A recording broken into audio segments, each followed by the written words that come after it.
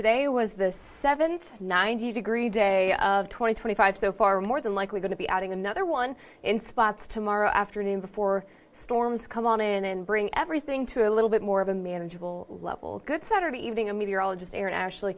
And as you can see by the headline and things that we are watching very carefully include things that are very far outside of our viewing area. That's going to be the first named storm to impact the continental United States, Tropical Storm Chantal, which is not expected to strengthen as much as like a hurricane level. It's still a tropical storm though, and we're still seeing impact seen well beyond the scope of the warnings that you see here. And so I'm going to full screen it for you guys. Chantal is off the coast of South Carolina, specifically the very southeastern part of South Carolina.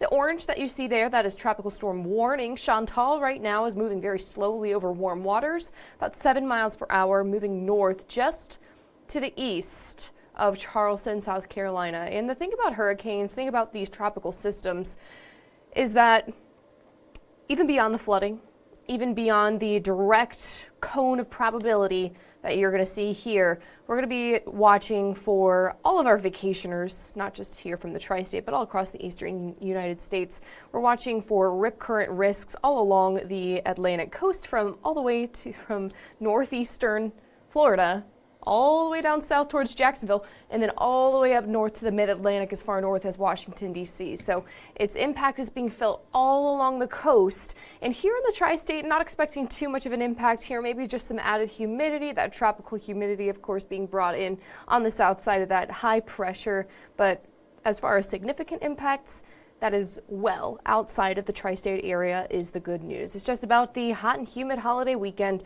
that we continue to see and feel. I mean, we hit 90 degrees today. Many of us felt closer to 100 degrees this afternoon, and tomorrow is rinse and repeat. However, there is a difference in tomorrow's forecast. I'll get to that here in just a second, talking about 7 days at 90 degrees in 2025 so far. And tomorrow we are just getting a little closer with an increase in the storm chances in the clouds towards the afternoon and evening.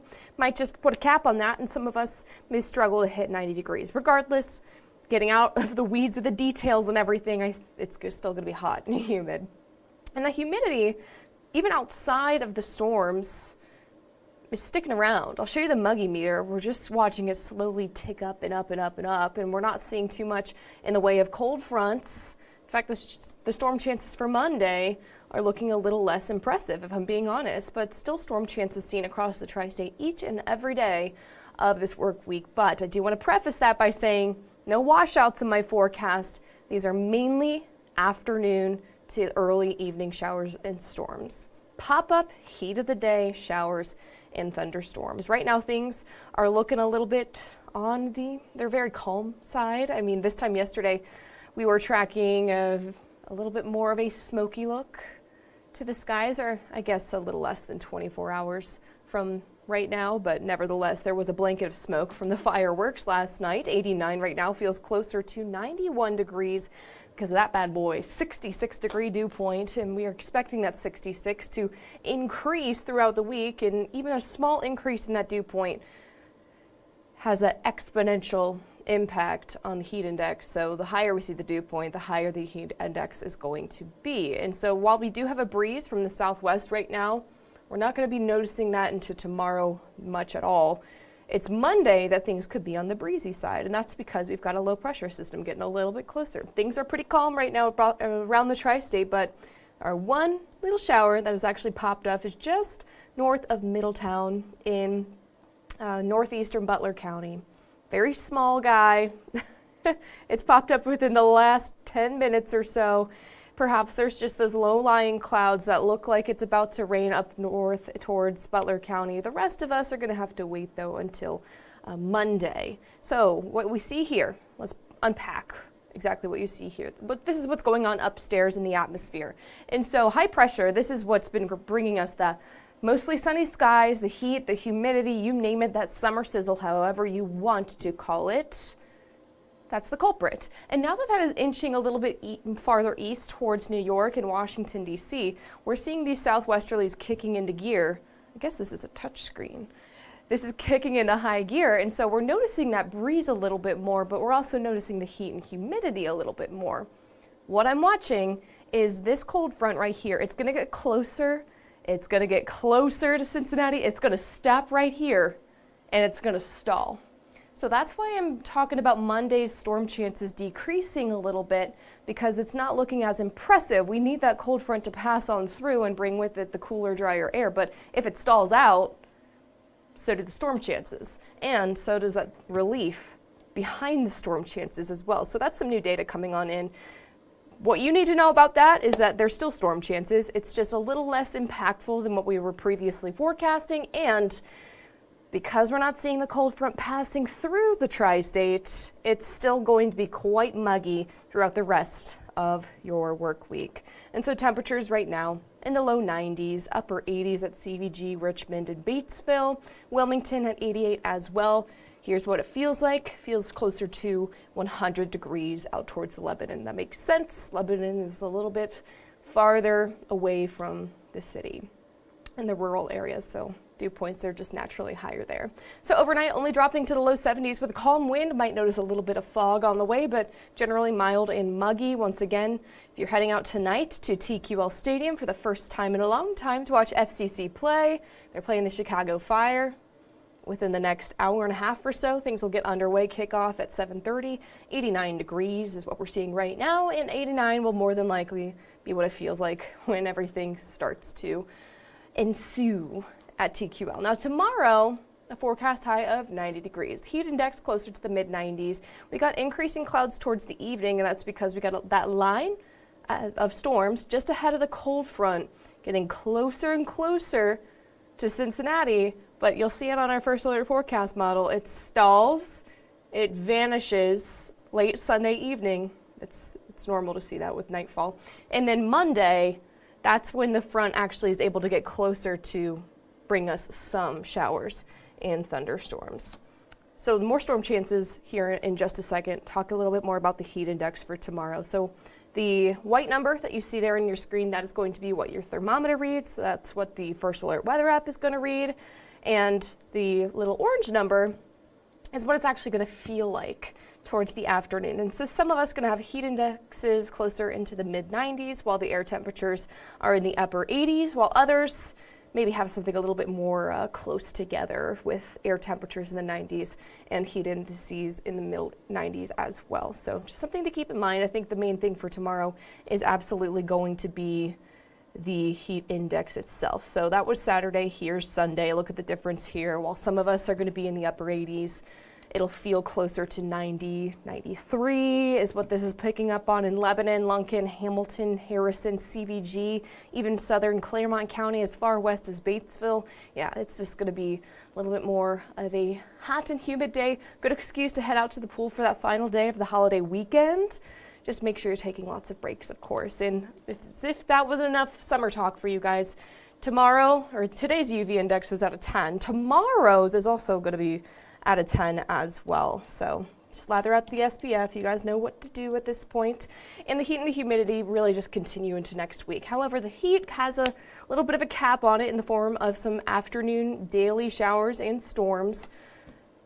But the humidity just keeps climbing. The storms don't do much to put a cap on that. And so you see here the muggy meter. It's a measure of the dew points over a certain amount of time. In this case, it's about a 6-day period.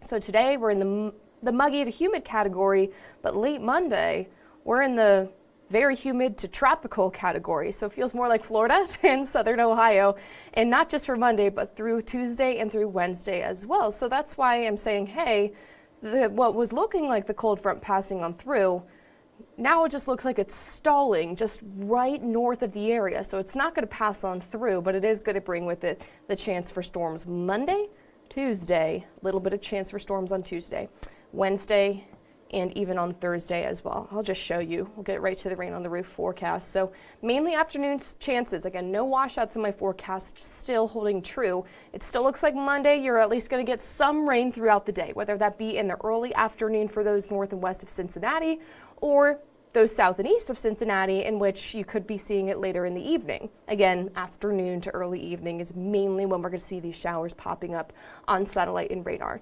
Tuesday, Very small stray shower chance in the afternoon. Still going to be your pick day is Tuesday. I'm watching Wednesday because one of our long range models is picking up on Thursday's storms speeding up a little bit. And so you're going to see Wednesday, Thursday, they're kind of balancing each other out a little bit. We're still going to be watching newest model data, letting you guys know, is it going to be Wednesday or Thursday that has the greatest storm chance?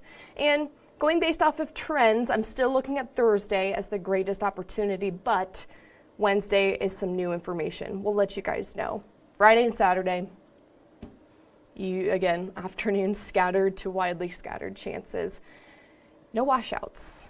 And I want to start and I want to continue by saying no washouts and not a lot of rain with this. So I brought you the rainfall totals to the end of Friday night. So this is until Saturday at 1 a.m. Notice most of us don't even receive an inch of rain after each and every single day of rain leading up to Saturday, which, if you count Sunday, that's nearly 7 days straight in which rain chances are in our forecast. So this is just another way of me showing you guys that even though we do have daily storm chances, we're not necessarily watching for anything extreme. They're just going to be your nuisance showers and thunderstorms. That's not to say that we won't get some strong wind gusts. Lightning is, of course, a hazard, and then downpours as well. But just take this, what you will. After everything is said and done with this work week, more than likely, you're not going to end up with more than an inch of rainfall.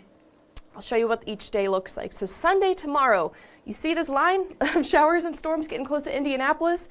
That hasn't changed. This is just a small opportunity, if you will, a margin of error for those showers to pop up just ahead of the main line of showers and storms. It stalls out. I brought you to Monday afternoon because eventually it does break through. Notice the green, the dark green, is starting to become a little bit more on the scattered side, whereas I think this model overestimates coverage a little bit, and so where we see the dark green, more than likely going to get some rain in those spots. That's Monday afternoon. I'll show you Tuesday because Tuesday's still your pick day, but we can't rule out the chance of some pop-up afternoon showers and storms. Wednesday, this model still keeping it nice and south away from the tri-state, but other models are bringing it north. That's why we're watching for Wednesday. Thursday, same look to Monday, just maybe a little less impact there. Scattered showers likely that afternoon, and then a spotty chance there once again on Friday. And that, my friends, brings us all the way over the next 7 days into next weekend. So let's break it down for you. Your hot and humid holiday weekend continues tomorrow. Just the slimmest afternoon chance for some pop-up showers ahead of a line of storms well west of the area. I think most of us are going to remain dry until Monday. We're still forecasting highs pretty seasonable for Monday, Tuesday, and Wednesday at 87 for all 3 days. It'll feel closer to the low 90s once you factor in that humidity, but it is seasonable, it is summertime, just want to keep that one in mind. Scattered showers and storms most likely going to be on Monday afternoon. Tuesday, the slimmest chance is there, but it's not a great enough chance for it to make my 7 day. I'd say most of us are just going to get sun and clouds that afternoon. And then Wednesday, spotty afternoon chance. We're going to be watching that one pretty carefully, seeing if Thursday's showers and storms speed up a little bit, but Thursday's still looking like a rainy one with scattered showers and storms towards the afternoon. It does put a cap on that heat once again, 84 that forecast high, 85 the forecast high for your Friday. Spotty afternoon chance. Again, spotty is generous. I'd say that's about a 30% chance, and that's of a stray shower. Again, no washouts in my forecast. And then Saturday, watching for some showers and storms a week from today. Go ahead and see if we have any questions coming on in, and we do. Melvin's asking, how are you? Is it going to be raining on Monday? Hi, I'm doing well, thank you. And it is going to rain on Monday. We've been watching that for a while. Nothing strong, nothing severe in my forecast. We'll let you know if that changes. All right, but other than that, it's about 6:15. It is 6:15 now on your Saturday evening. I'm going to go ahead and hop off of here. I appreciate you guys wanting to stay weather aware, not just here, but for all of the vacationers that are heading out to South Carolina, or even just down south where rip currents are possible with that tropical storm. Just something to keep in mind. But for now, signing off here in Queensgate, I'm meteorologist Erin Ashley. Have a great rest of your Saturday.